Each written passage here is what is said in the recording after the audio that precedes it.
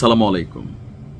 আমি মনে করি ব্রাহ্মণবাড়িয়ার যারা বিএনপি নেতৃবৃন্দ আছেন, আপনাদের দায়িত্ব ব্যারিস্টার রুমিনের নিরাপত্তা, তার নির্বাচনী কার্যক্রম যেন তিনি নির্বিঘ্নে করতে পারেন সেটার নিশ্চয়তা তৈরি করা। গতকালকে ওনার সাথে যেটা ঘটছে এটা কোনোভাবেই কিন্তু কাম্য না।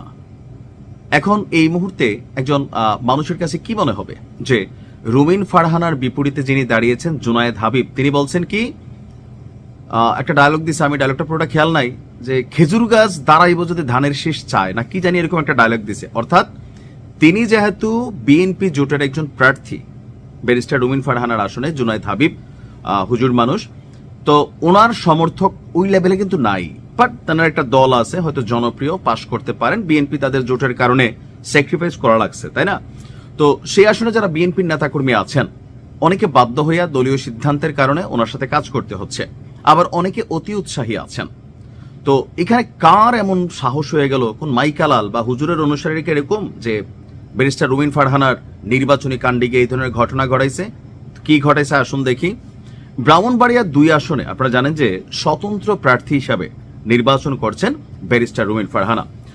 ওনার অভিযোগ, প্রতিপক্ষ প্রার্থীর লোকজন তার পূর্ব নির্ধারিত যে নির্বাচনী মঞ্চ সভা আছে, অর্থাৎ বিভিন্ন জায়গায় আমাদের প্রার্থীরা যাচ্ছেন, নির্বাচনী বক্তব্য দিচ্ছেন, পথসভা করছেন, আবার কিছু আছে স্পেসিফিক নির্দিষ্ট আয়োজন যে এখানে রুমিন ফারহানা আসবে, তো সেখানে মঞ্চ হয়, তারপর হচ্ছে যে প্যান্ডেল হয়, এখানে আগে একটা প্রাক প্রস্তুতি থাকে। তো ওইরকম একটা প্রোগ্রামে যখন কেউ টাচ করে, বুঝতে হবে যে পিছনে কে, আসলে পিছনে কে, মানে আমাদের জুনায়েদ হাবিব হুজুর নাকি আসলে স্থানীয় কোনো নেতাকর্মীরা, আসলে কারা? দর্শক, গতকালকে বিকেলে সরাইল উপজেলার অরুয়াইল বাজারে একটা পথসভায় তিনি এই অভিযোগ করেছেন যে মঞ্চ না থাকায় শেষ পর্যন্ত তিনি তার যেই ছাদখোলা গাড়ি, সেই গাড়ির ভেতর থেকে দাঁড়িয়ে সানরুফ সরিয়ে তিনি প্রোগ্রামটা করেন এবং জনসাধারণের কাছে তিনি বিচারও দিয়েছেন। আরুয়াইল বাজারে স্থানীয় গ্রামবাসী আয়োজিত সভায় রুমিন ফারহানা বলেন, আরুয়াইলে আজ আমার নির্ধারিত সভা ছিল, কিন্তু প্রতিপক্ষ প্রার্থীর লোকজন আমার মঞ্চটা ভেঙে দিয়েছে। বাধ্য হয়ে আমি আজ আপনাদের সামনে, আপনাদের দরজায় দরজায় গিয়েছি, শেষমেশ কোথাও জায়গা না পেয়ে আমি আমার গাড়ির উপরে দাঁড়িয়ে কথা বলছি। তো কারা চালাইছে? এখন রুমিন ফারহানা তিনি নাম মুখে নেন নাই। প্রতিপক্ষ, এখন প্রতিপক্ষ বলতে জামাতও প্রতিপক্ষ, বিএনপিও প্রতিপক্ষ, ওয়ান কাইন্ড অফ, ওই জায়গাতে আওয়ামী লীগও প্রতিপক্ষ, আবার জুনায়েদ হাবিব যিনি আছেন উনিও প্রতিপক্ষ। তবে রুমিন ফারহানার উচিত, আমরা ওনাকে সাহসী নেত্রী বলে জানি, ওনার উচিত প্রতিপক্ষ কারা 2-4 জনটা বাসা দিলে তো বের হয়ে যায় কোন দলের কোন কি।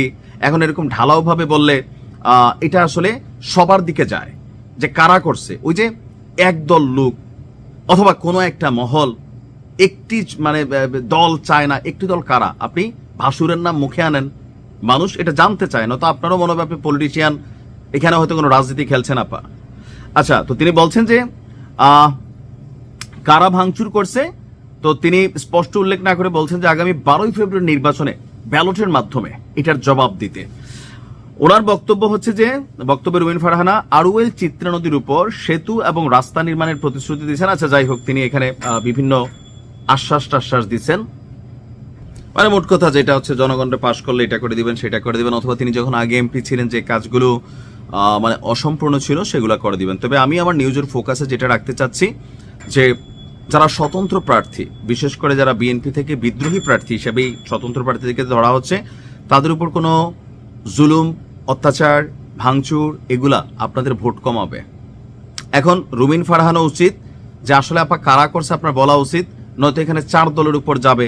ঘটনা তো 4 দল করে নাই, কোনো একটা দল করছে, কোনো একটা প্রতিপক্ষ, কারা নাম বলেন, পাবলিকের কাছে ক্লিয়ার থাকেন, মানুষের মধ্যেও এখন কোনো দলের উপর ভেজাল তৈরি হবে না। কারণ আপনারা এই মুহূর্তে সবাইও পছন্দ করে দলীয়গতভাবে সামহাও, যারা স্বতন্ত্র, জনগণ ভালো লাগলে আপনার ভোট দিবে।